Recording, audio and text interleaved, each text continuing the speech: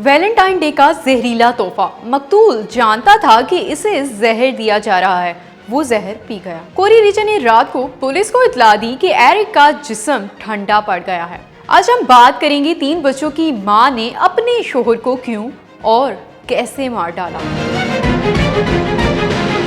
इसने अपने बच्चों के लिए किताब भी लिखी। वो कहती है कि इस किताब से इसके बच्चों को सुकून मिलेगा। वैलेंटाइन डे की रात कोरी रीचन ने अपने शोहर के लिए वोडका कॉकटेल तैयार की थी और इसके चंद घंटे बाद ही वो बेहोश हो गया। मौत की वजूहात जानने के लिए तफ्तीश करने वाले अफसर ने बताया कि एरिक रीचन की मौत फेंटेनिल की ज़्यादती से हुई है। लेकिन पहले ये जानना बहुत ज़रूरी है कि फेंटेनिल आखिर में है क्या।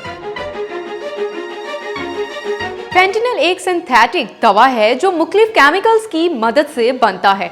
60 की दहाई में दर्द से निजात पाने के लिए इस्तेमाल होने वाली फेंटेनिल अब अमेरिका में ओवरडोज के बाइस अमवात की वजह बन रही है। 2023 में सिर्फ अमेरिका में 74,000 अफराद फेंटेनिल की ओवरडोज के बाइस हलाक हुए।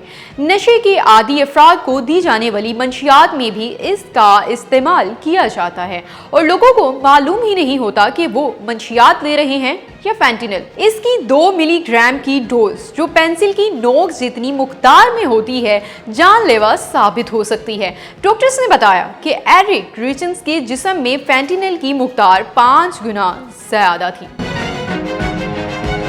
लेकिन 3 बच्चों की मां ने अपने शोहर को क्यों मारा, सवाल तो ये है।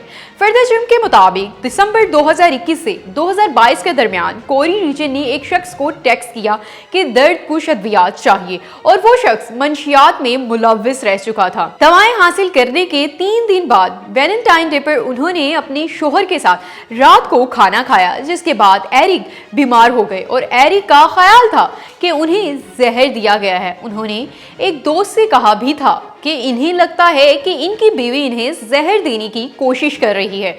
इस इल्जाम के बाद कोरी रीचन ने मजीद फेंटेनिल हासिल की। मार्च 2022 को कोरी रीचन ने आधी रात को पुलिस को बुलाकर कहा कि इनका शोहर बेहोश पड़ा है। कोरी रीचन ने हुकाम को बताया कि रात उन्होंने अपने शोहर को मैस्को मेवल दी थी, जो कि एक वोडका कॉकटेल है। इसके बाद वो अपने बच्चों के पास सोने चली गई, जो डरावने ख्वाब की वजह से खौफ महसूस कर रहा था।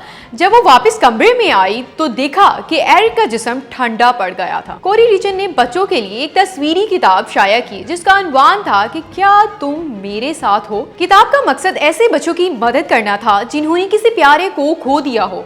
कोरी रीचन ने मकामी रेडियो स्टेशन को इंटरव्यू में बताया कि ये किताब इनके लिए और इनके तीनों बच्चों के लिए सुकून का बायस बनेगी।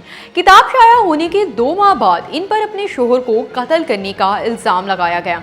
कोरी रीचन ने कहा कि ये किताब ना सिर्फ हमारे खानदान बल्कि इन्हीं हालात का सामना करने वाले दीगर खानदानों के लिए भी तसल्ली का बायस बनेगी।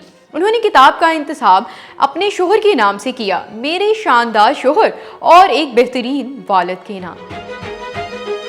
मुकदमे के आगाज पर वकील इस्तिखासा ने जेवरी को बताया कि कोरी रीचन पर 45 लाख रुपए डॉलर का कर्जा था और इनका ख्याल था कि शोहर की मौत के बाद वो इनकी 40 लाख डॉलर मालियत की जायदाद की वारिस बन जाएगी।